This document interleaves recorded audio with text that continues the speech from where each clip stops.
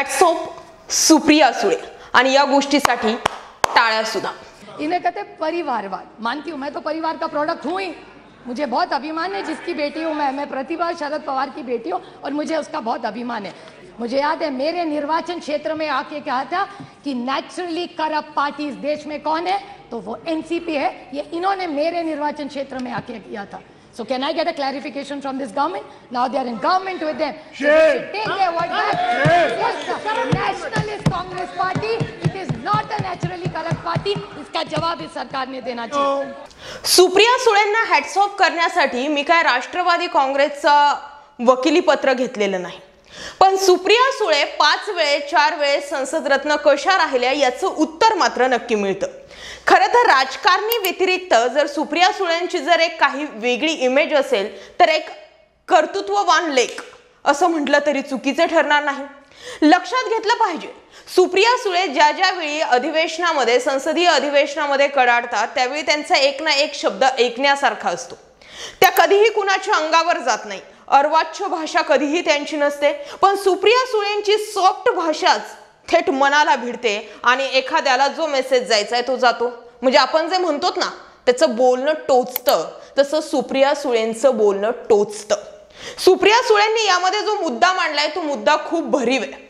तो मुद्दा असा आहे की ज्यावेळी राज्याचे नव्हे देशाचे गृहमंत्री अमित शहा हे बारामतीमध्ये येतात तिथे सांगतात की पवारांनी 50 वर्षाच्या राजकारणामध्ये काय केलंय सांगा, आणि तिथेच म्हणतात की राष्ट्रवादी काँग्रेस ही करप्टेड पार्टी आहे असं खुद्द अमित शहा म्हणतात आणि त्याच पार्टीला सोबत घेतात आणि सत्तेत आल्यानंतर ती पार्टी धुतली कशी जाते हा सवाल स्वतः सुप्रिया सुळेंचा।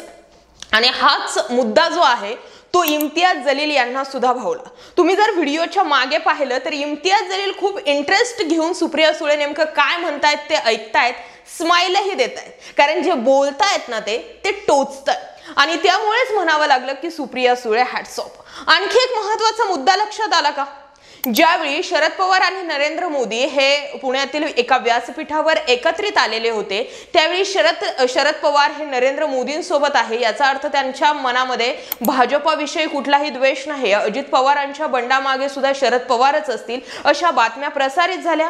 त्या संदर्भात एक व्हिडिओ आम्ही सुद्धा प्रसारित केला होता आणि त्याच्याच दुसऱ्या दिवशी सुप्रिया सुळे यांनी अख्खं अधिवेशनच गाजवून टाकलं आणि त्यानंतर सुप्रिया सुळेंनी शरद पवारांच्या एका भूमिकेला पुन्हा क्लीन चिट दिलेली आहे।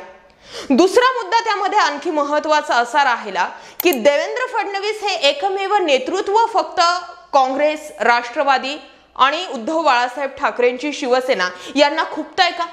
नरेंद्र मोदी आणि शरद पवार यांचे संबंध चांगले आहेत। अमित शहा सुद्धा शरद पवारांच्या बाबतीत टीका करतात, पण नरेंद्र मोदी आणि शरद पवार हे एकमेकांना सॉफ्ट कॉर्नर देत असल्यामुळे अमित शहा सुद्धा तिथे स्वतःचं जास्त काही चालवून घेत नाही। पण एकंदरीत होतं काय, जुनेच मुद्दे पुन्हा आपल्याला बाहेर काढायचे नाहीत, पण बारामतीमध्ये जाऊन पवारांच्या बालेकिल्ल्याला पवारांच्या साम्राज्याला तडा लावण्याचा प्रयत्न अमित शहांनी केला होता आणि त्यावेळी त्यांनी प्रश्न सुद्धा केला होता की पवारांनी 50 वर्षाच्या राजकारणामध्ये काय कमवलंय, काय दिलंय महाराष्ट्रासाठी।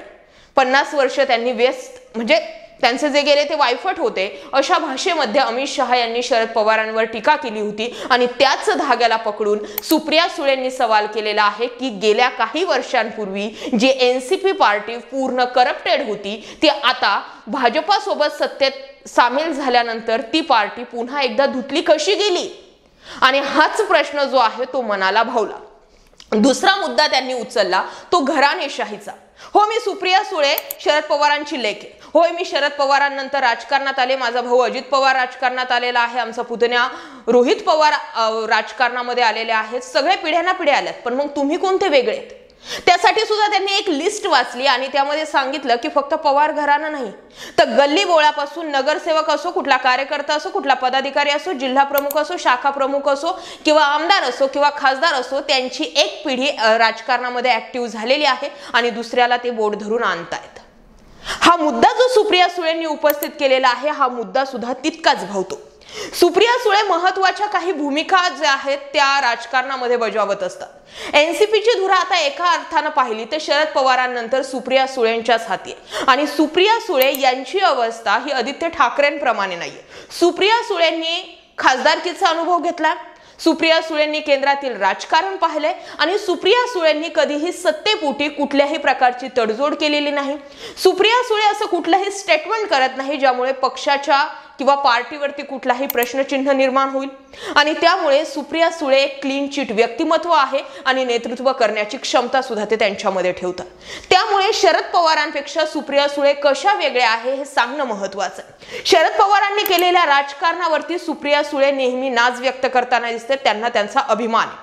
त्याला कारण म्हणजे राजकारण हे साधू संतांचं नाही। हे जर निलेश लंकेंचं वाक्य जर लक्षात घेतलं तर शरद पवार जे जे राजकारणामध्ये भूमिका मांडतात त्या राजकारणाच्या दृष्टीने बघितल्या तर योग्यच असतात। शालिनीताई पाटील यांच्या विधानाचा दाखला घेतला तर वसंतदादांच्या पाठीत खंजीर खुपसला होता, त्याच गोष्टीला शालिनीताई पाटील यांनी सांगितलं की नाही, त्याच वसंतदादांनी आम्हाला सांगितलं होतं पुढे जाऊन की तुम्ही शरद पवारांच्या नेतृत्वात काम करा।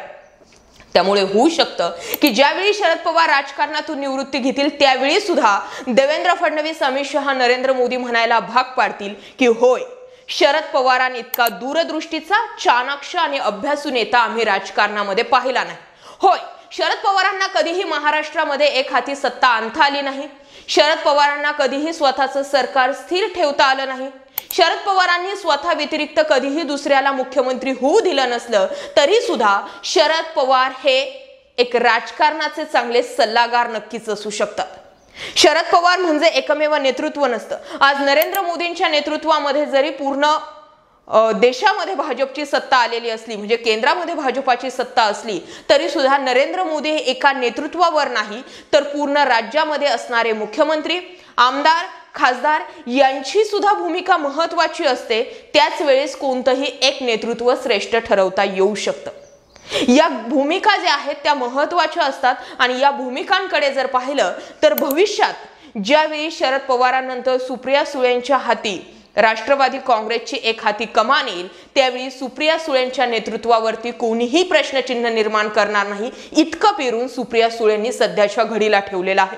सुप्रिया सुळेंचं सुरुवातीचं जे भाषण आहे ते सध्या महाराष्ट्रामध्ये मोठ्या प्रमाणावर व्हायरल होत आहे। त्यामुळे सगळेजण म्हणतात की नेमकं भाजपची जी दुखरी नस आहे त्या नसेवरती बोट ठेवण्याचं काम सुप्रिया सुळेंनी नेहमीप्रमाणे केलेलं आहे। आणि होय, मी शरद पवार आणि प्रतिभा पवार यांची मुलगी असल्याचा मला अभिमान आहे या वाक्यानं सुप्रिया सुळेंनी पुन्हा एकदा मी पवारांची लेक म्हणूनच पुढे राहणार या गोष्टीवरती वारंवार त्यांनी शिक्कामोर्तब केलेला आहे।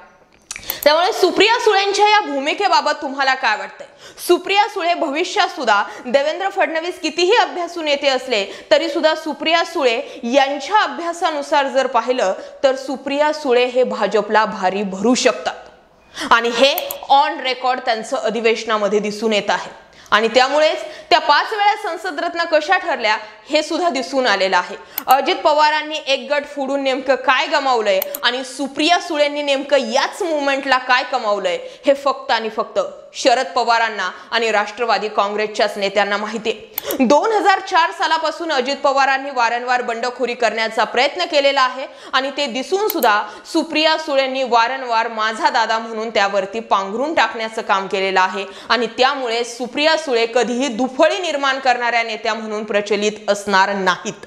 पण त्याच जागी अजित पवारांनी फक्त स्वतःच्या लालसेपोटी एक गट फोडला आणि सुप्रिया सुळेंचं नेतृत्व नको किंवा आपण सुप्रिया सुळेंपेक्षा कसं श्रेष्ठ आहेत हे दाखवण्याचा प्रयत्न केला, म्हणून अजित पवारांपेक्षा सुप्रिया सुळे कधीही श्रेष्ठ ठरू शकतात। काय वाटतं या मुद्द्यावरती व्यक्त व्हा।